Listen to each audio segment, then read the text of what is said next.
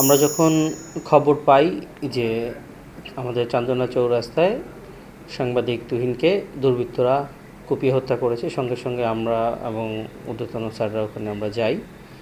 আমরা ওখানে গিয়ে তুহিনকে মৃত দেখতে পাই। তো পরবর্তীতে আমরা আমাদের তদন্তের প্রয়োজনে আশেপাশের সিসিটিভির ফুটেজ কালেক্ট করি। তো আসলে আমরা ওই সিসিটিভির ফুটেজে কালেক্ট করে আমরা যে জিনিসটি জানতে পারি সেটি হচ্ছে, সিসিটিভির ফুটেজ আমাদেরকে যেই তথ্যগুলো দিয়েছে সেক্ষেত্রে একটি নারী একজন পুরুষের সাথে কোনো একটা বাকবিতণ্ডায় জড়িয়ে যায় রাস্তায়। সেই সময়ে ওই একটি পুরুষ ওই নারীকে আঘাত করে।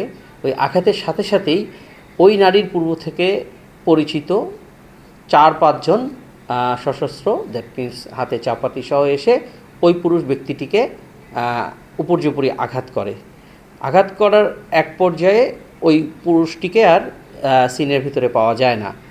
পরবর্তীতে আমরা খোঁজ নিয়ে জানতে পারি এই পুরুষটি আমাদের জয়দেবপুর সদর হাসপাতালে আছে। তার নাম বাদশা মিয়া। তার সাথে আমাদের পুলিশের কথা হয় এবং আমরা তার মাধ্যমে এবং স্থানীয় মাধ্যমেও জানতে পারি যে ওই যে এই নারীকে ওই বাদশা মিয়া আহত করেছে এবং আহত করার কারণে ফলশ্রুতিতে যে 4-5 জন ছেলে এসে উপর্যুপরি বাদশা মিয়াকে খুব কোপালে, এই দৃশ্যটি ওই চৌরাস্তায় অবস্থিত সাংবাদিক তুহিন তার মোবাইলে ধারণ করে।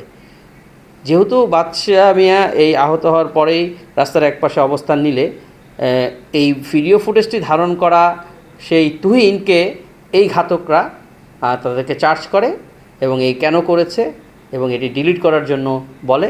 এবং এরই এক পর্যায়ে যখন তুহিন ডিলিট করতে চায় না কিংবা ভিডিওর বিষয়টি অস্বীকার করতে চায়, তখনই তারা ওই অবস্থাতেই ক্ষিপ্ত হয়ে তাকে উপর্যুপরি আঘাত করে মেরে ফেলে।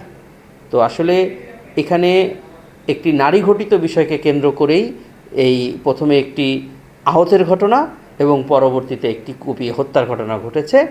এর বাইরে আমাদের তদন্তে অন্য কিছু উঠে আসেনি। তবে এখানে রাজনৈতিক কোনো ইস্যু আছে কিনা যদি এটা ক্লিয়ার করতে।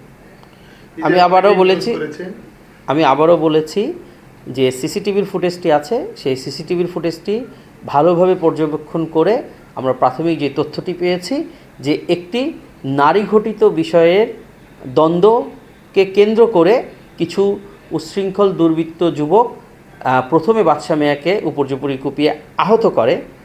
এই সিসিটিভির ফুটেজটি যখন সাংবাদিক তুহিন ধারণ করে, এই ধারণ কেন করেছে, কেন ডিলিট করছে না, এরকম এক বাদ বিতণ্ডার পর্যায়ে এসে তুহিনকে উপর্যুপরি আঘাত করে মেরে ফেলা হয়।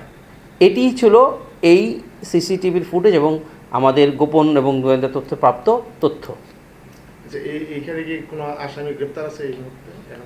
আমরা আমাদের সিসিটিভির ফুটেজে আমরা ঘাতকদেরকে আইডেন্টিফাই করতে পেরেছি। তদন্তের প্রয়োজনে আমি নামগুলো ডিসক্লোজ করতে পারছি না।